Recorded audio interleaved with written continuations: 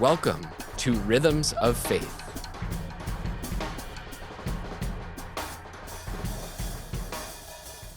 We're so glad to have you with us today and thrilled to be joined by Dr. Rebecca Maloy, the director of the Sacred Music program here at the University of Notre Dame.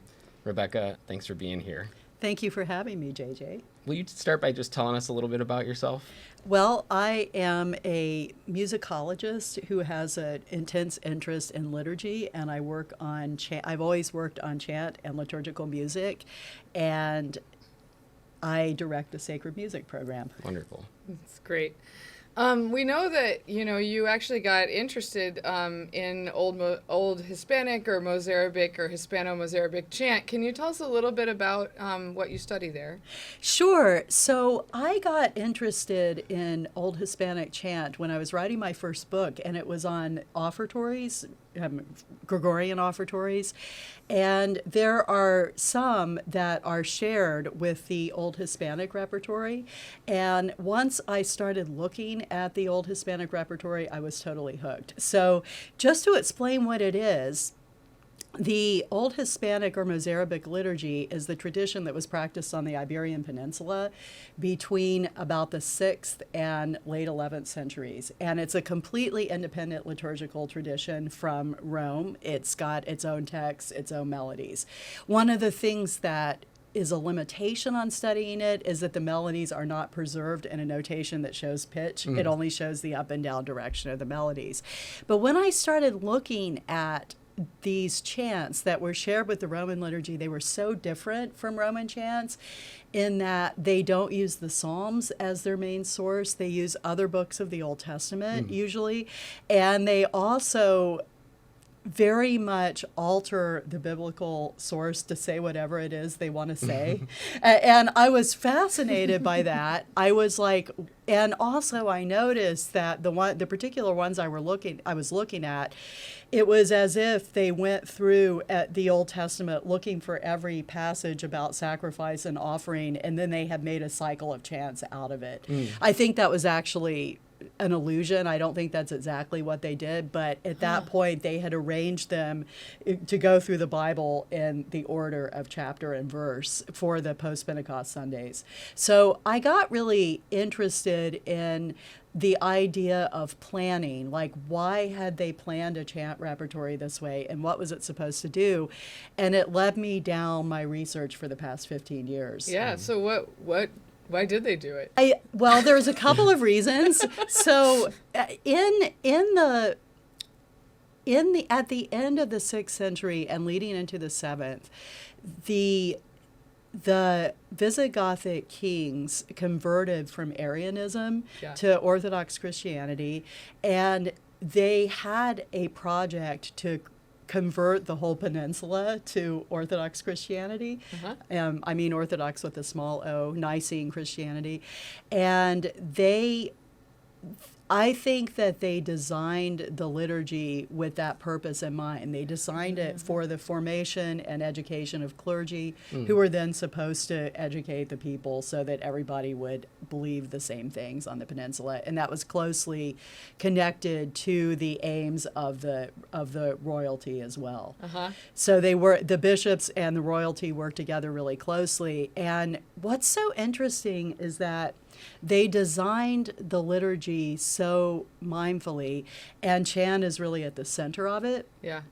So if you look at the Old Hispanic morning office, for example, it's basically built on chant. Like it's built on groups of chants that are followed by prayers, and each prayer relates to the chant thematically. The prayers offer an exegesis of the chant. It's often a specific one that you can trace to someone like Augustine or Gregory the Great, who were both very influential on the Iberian Peninsula. And they tell you what you're supposed to learn from that chant. And for a chant scholar, it was really exciting to be told exactly why they chose the text for the chant and what they intended people to get from it. And then I started asking the question, if you can't read the notation in terms of singing it, what can the notation tell you about how it sounded? And it turns out it's a lot. Oh, cool. Yeah. What how did you get interested in chant in the first place? Oh gosh, I was a grad student and I took a seminar and it was amazing. And I think I think the thing that really grabbed me about it was that we don't know very much about its origins. This is Gregorian chant. Mm-hmm. We don't know how the melodies got to be the way they are. We don't know what the role of oral tradition and writing were. And we don't know what changed in the process from when it went from Rome to the Frankish kingdom. And those questions got me fascinated. They hooked me for the rest of my life when I was a grad student. So, yeah. Can we break down a couple of the things you're saying? Okay, so Gregorian chant. Yeah. Tell us really quick, what is Gregorian chant? Gregorian chant is the version, it's the chant sung with the Roman liturgy in the version that was created at the time that it was transmitted from Rome to the Frankish kingdom. So basically this would have been from about the mid-8th century, although there were some other paths and some of it happened earlier, and into the 9th century. There was no musical notation. There were books with texts that were transmitted, but there was no musical notation. And the Carolingians, as part of their own cultural project to unify the liturgy and to correct the liturgy, because if you said a prayer incorrectly, it might not be answered. So that led them to this ideal of correctio, or correcting the liturgy. And as a part of that, I think they created a system. They loosely adopted from the Byzantines a system of modes, and they also created notation. And so there was a period of time in which the notation was where there was no notation.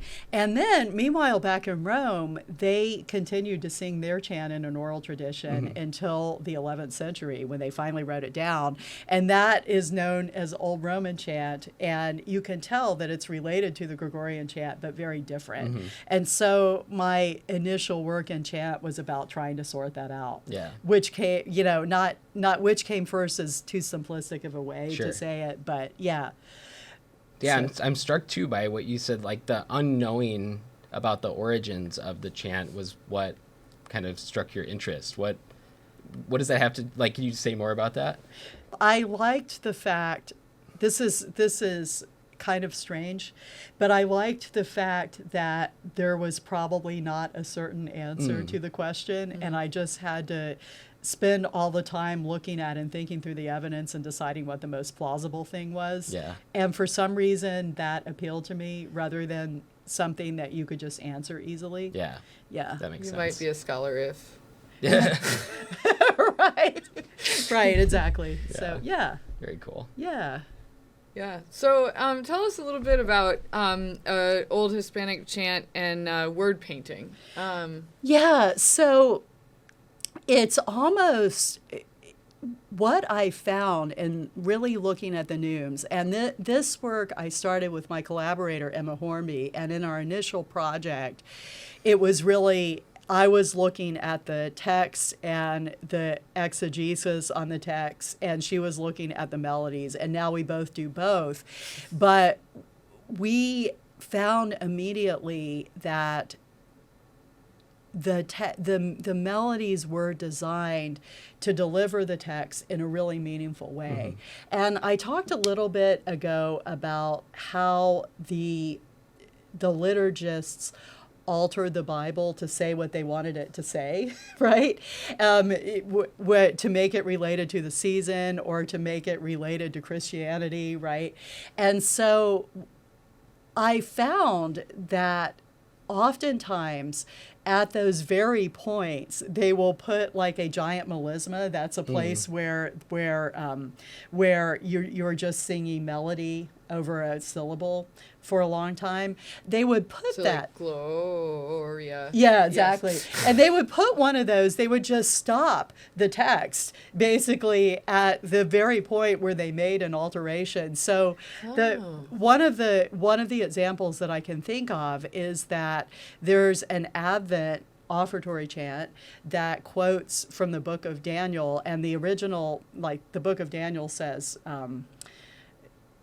seal the word and close the book until the appointed time. And the chant says, it just says, seal the word and close the book. And then it goes to a whole different passage of Daniel in another chapter that says, until Christ the Prince arrives.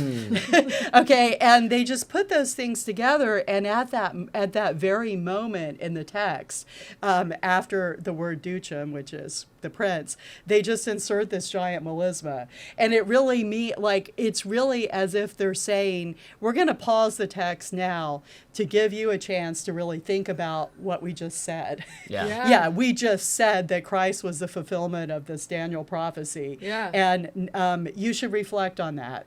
And it's an interesting paradox, because if a melisma goes on too long, you're not really thinking about the text anymore. But there's an important theological basis for that too, which is that Augustine actually connected, the word jubilate, as in jubilate Deo.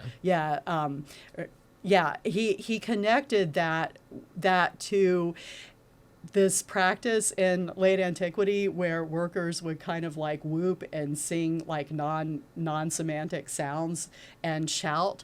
And he was trying to explain, that's what the word jubilate originally meant, and he was trying to explain why it was included in the Psalms. And he said, when you get so joyful that words are no longer sufficient, then you go into jubilation. Right. And that word in the later Middle Ages came to refer to melismas. We don't know exactly when, but when Isidore of Seville, who had a big influence over the Old Hispanic liturgy, is describing these offertory chants, he actually says, we jubilate in that sacrifice. So that could mean the long melismas.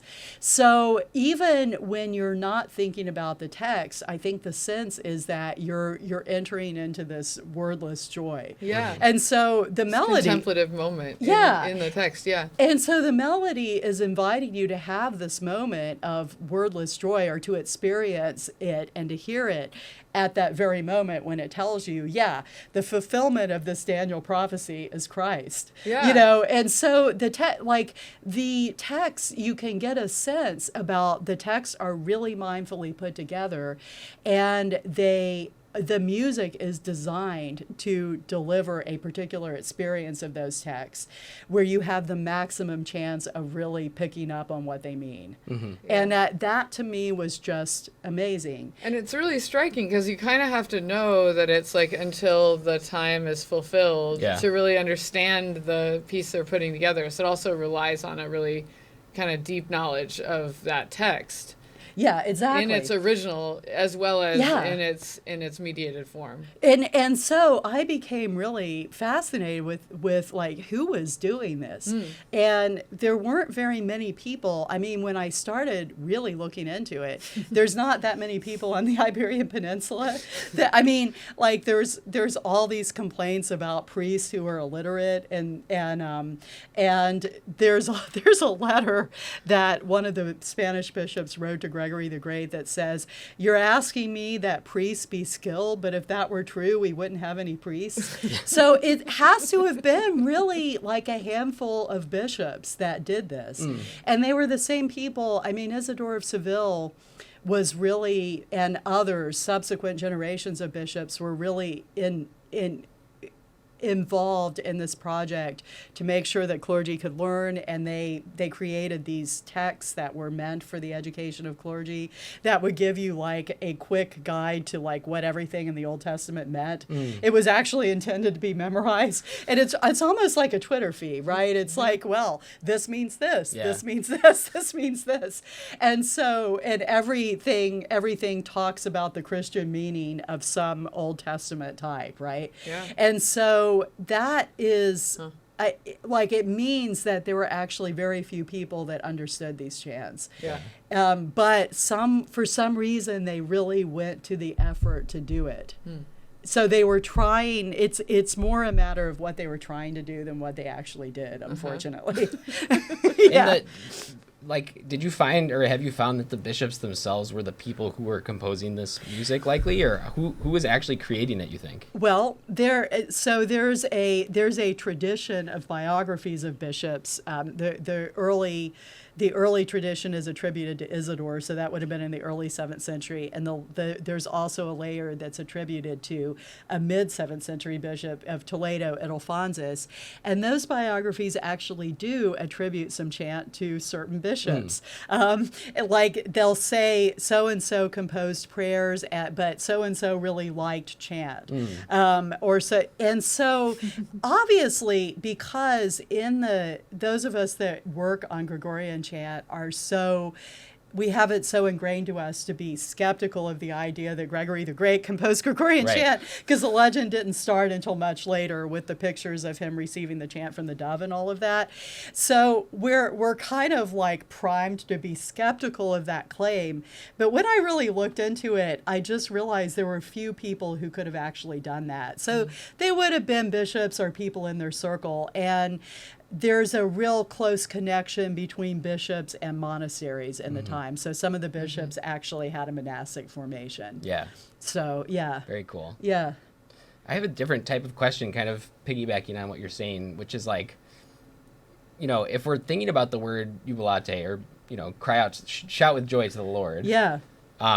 There's this sense in which, when you're referring to Augustine, this is something that's like improvised, or it happens as part of It's a great question. just regular moment. Right. What's like, does something different happen once we try to memorialize or like solidify that posture into musical composition than when we're just kind of entrusting the people, if you will, to be able to cry out with joy from what's in their heart? Like, that is such a great question. In other words, how do you reconcile what we think of as the spontaneity of liturgy and what that does and what it allows in people with the uber structured liturgy that we have? And there aren't very many sources from my period that speak to that. I think that my period is all about instilling belief, and we're going to compose things correctly in order to do that. Yeah. But it's interesting because these long melismas, I've also found in delving into the old Hispanic manuscripts and looking at every single version, those long melismas are some of the places where the tradition is most variant. And so in some manuscript, and I also want to say that the melismas are uber ordered. Like they'll go in a form, like they'll do this little motive twice, this little motive twice, this little motive twice. In other words, they really take you out of the text and into a musical logic that you hear. And I still think, like, sometimes you'll see something where one manuscript will only have like an AA, and the next manuscript will have an AA, BB, CC.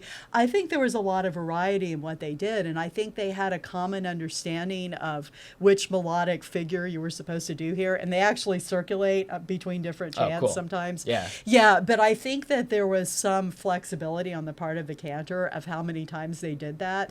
But when you have melody that's tethered to a text, it's a lot harder to make those kinds of variants. And I think the text has a stabilizing effect on the melody. I mean, you certainly don't want to do a thing where like you have a giant leap on an unaccented syllable, or if you're going to do that, it's going to be a special effect, right? So I think that the texted parts tend to be more stable, and the melismatic parts tend to be a place where you can really do something as a singer. Do you think these, sorry, Kim, but do you think these melismatic parts are following a practice that already existed?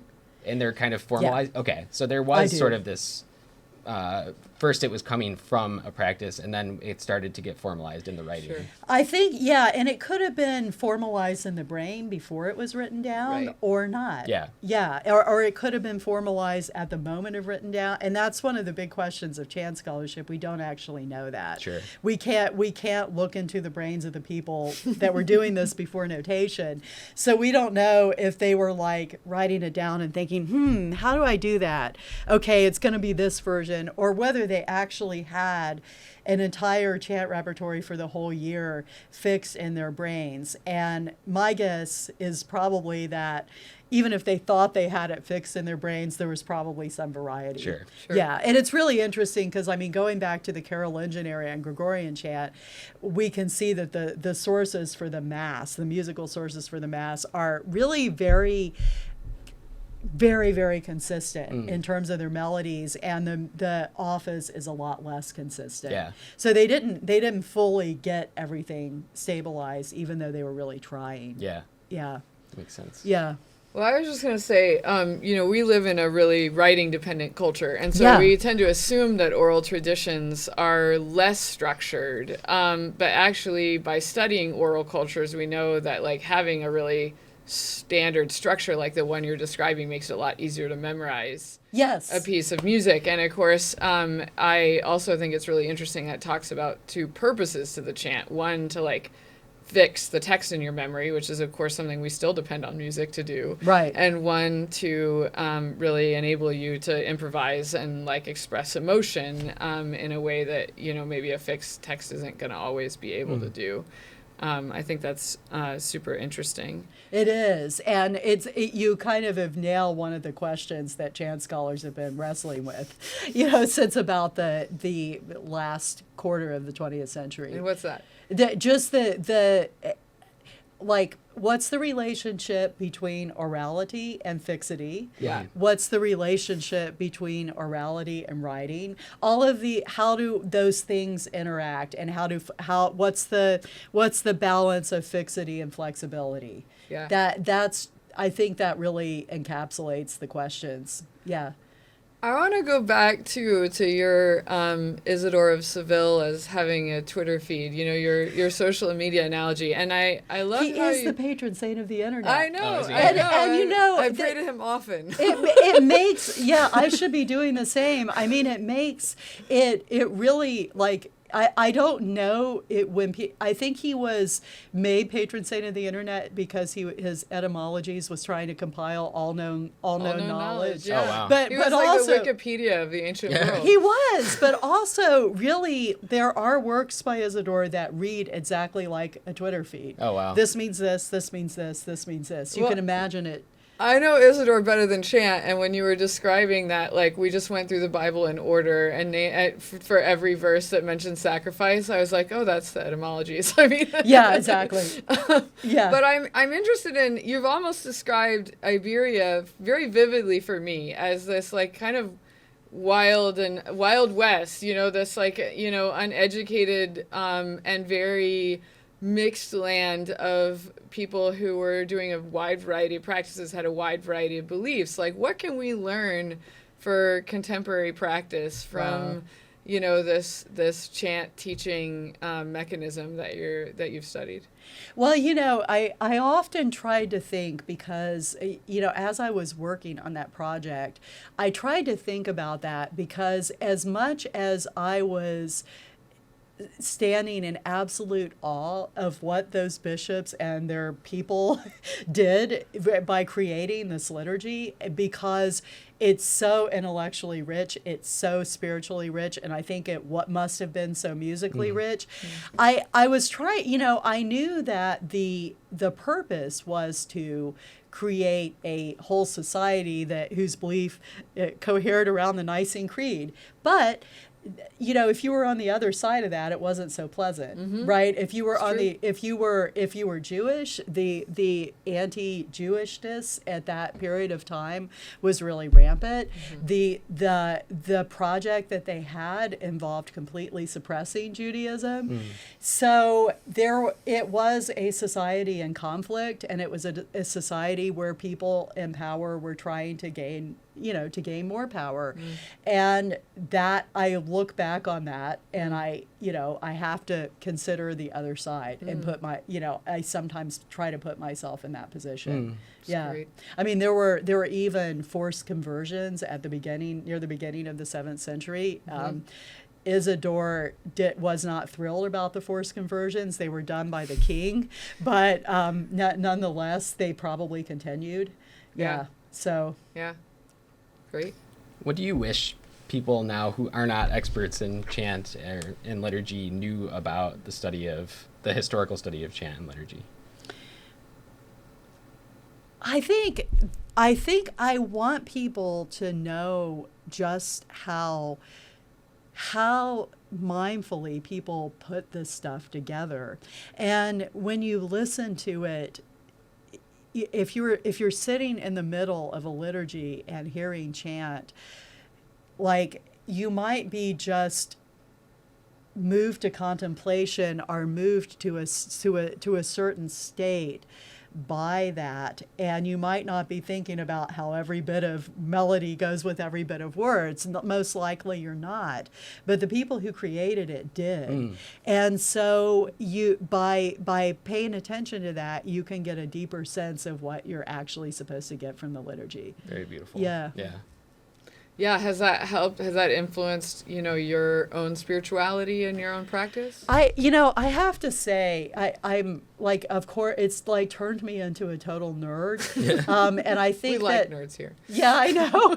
It's so funny because I was thinking about how one of the things I've been thinking about, how the Old Hispanic liturgy is designed with a view toward memory and ingraining certain things. And one of the things they do, it's you can think of this as like silly wordplay, like, they'll, like, the saints, Justus and Pastor, like the righteous one and the shepherd, right? They make this huge deal about their names, and they just go on and on and on. And it sounds like, oh, they're just being silly, but actually they were paying attention to how the liturgy falls on the ears, because they knew that people were not looking at a leaflet, right? Sure. They didn't pass out leaflets in those days.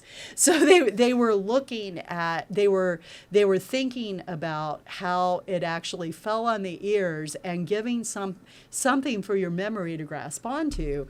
And another way they do that is they'll have a group of chants in the morning office, and they'll have like the same word at the beginning of all of them. And of course, when you hear something, you remember the beginning more than anything, and it'll often be like a mindfully chosen word or phrase.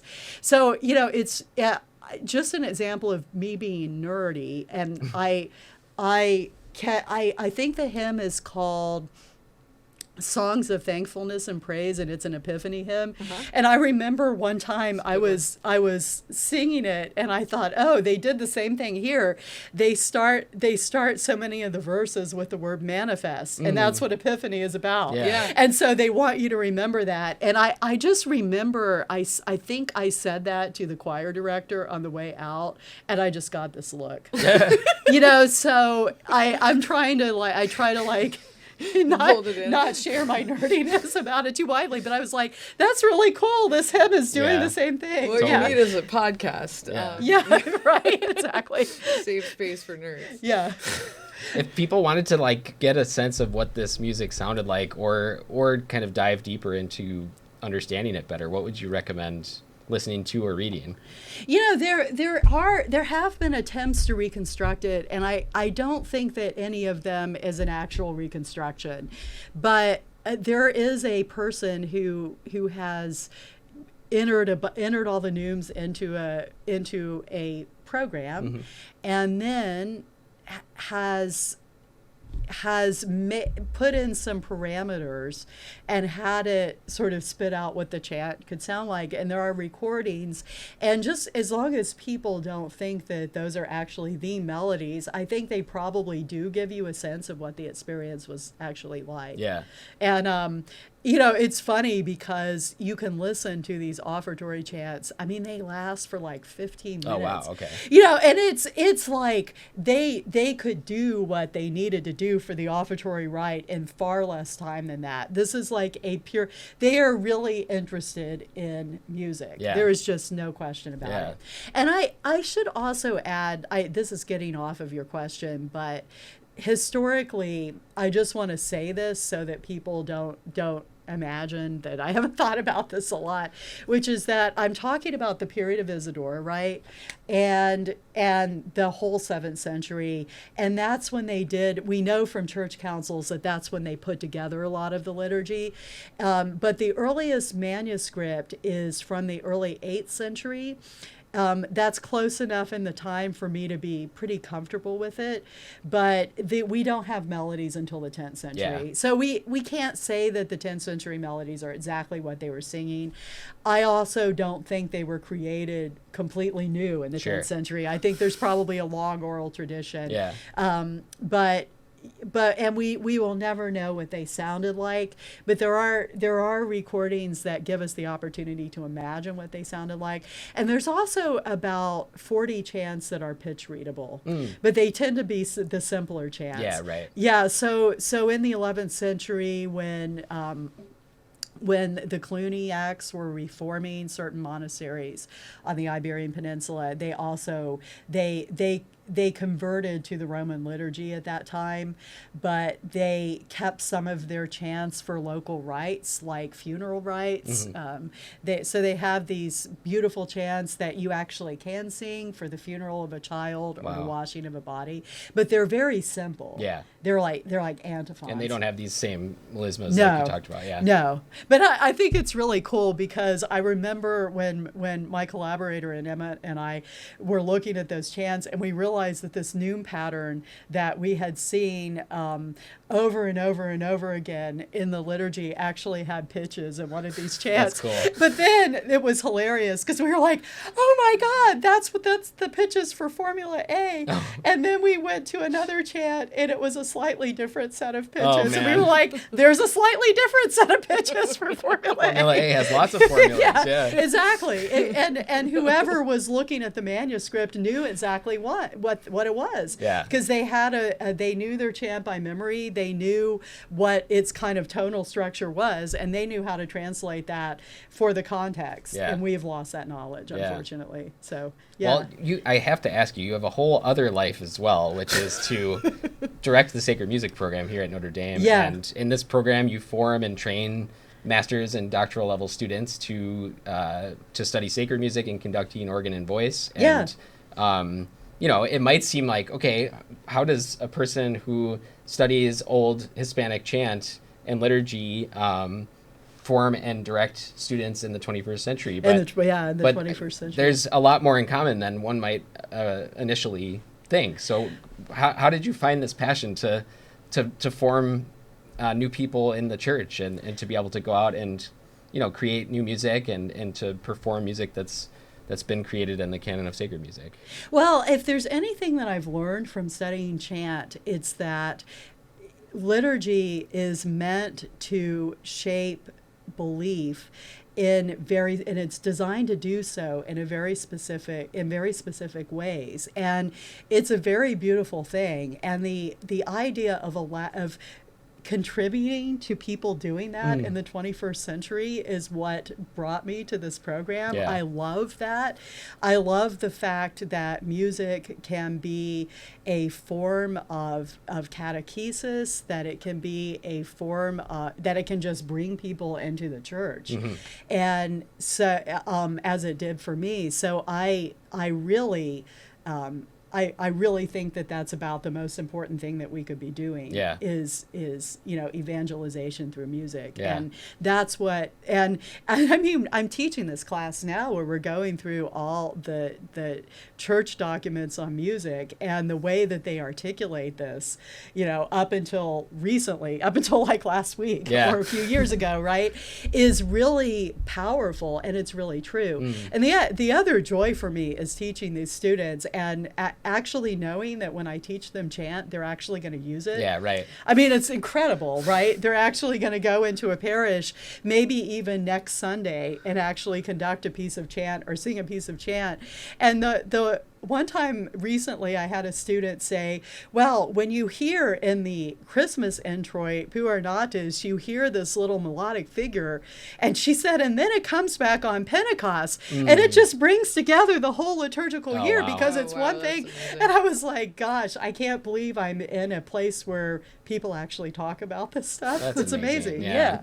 Yeah. You got skin in the game. Yeah, exactly. Yeah. But yeah, our program is really wonderful, and we have a really high job placement rate for our students, and it's a program that's ecumenical with a Catholic core. Yeah. And so just having the students be in dialogue with each other, and we have Catholics on all end of the musical taste and political spectrum, and just like creating a space where they can talk to each other and learn from each other is Huge. really, Yeah. it's a wonderful, wonderful thing. Yeah. So yeah. There's not a lot of places like that in the country. I think so. Yeah. Beautiful. Yeah.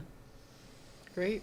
Well, we have to end with our traditional last question, which is, if you were an animal, what animal would you be?